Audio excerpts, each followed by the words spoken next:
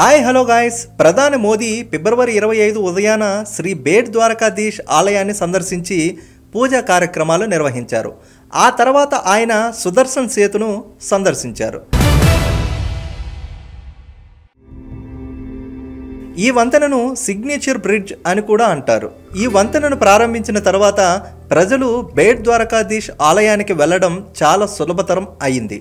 ఎందుకంటే ఇంతకు ముందు ప్రజలు బేట్ ద్వారకాధీష్ ఆలయానికి వెళ్ళడానికి పడవ సహాయం తీసుకోవాల్సి ఉండేది. ఈ తరుణంలో ప్రధానమంత్రి రాష్ట్రానికి 52,000 కోట్ల రూపాయలకు పైగా కొత్త ప్రాజెక్టులను చేపట్టారు. ఈ సందర్భంగా సుదర్శన్ బ్రిడ్జిని ప్రధాని మోదీ ప్రారంభించారు. ఈ వంతెనను గుజరాత్లోని ద్వారకా జిల్లాలో నిర్మించారు. 2017 అక్టోబర్లో ప్రధాని ఈ వంతెనకు శంకుస్థాపన చేశారు.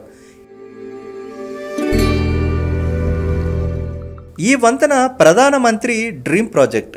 ఇది ప్రజలకు చాలా ప్రయోజనం చేకూరుస్తుంది.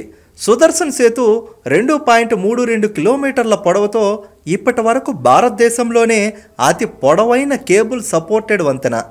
ఈ వంతెన నిర్మాణానికి మొత్తం 980 కోట్లు ఖర్చు చేశారు.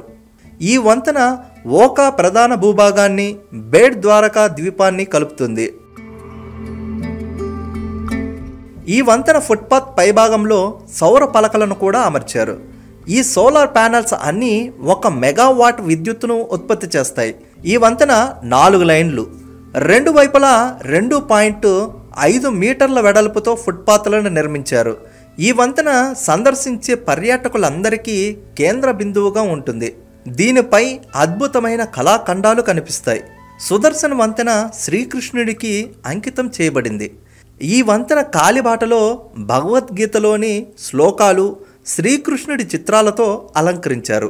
ఈ వంతెన ప్రారంభోత్సవానికి ముందు పీఎం తన ఎక్స్ అకౌంట్లో ఈ విధంగా పోస్ట్ చేశారు.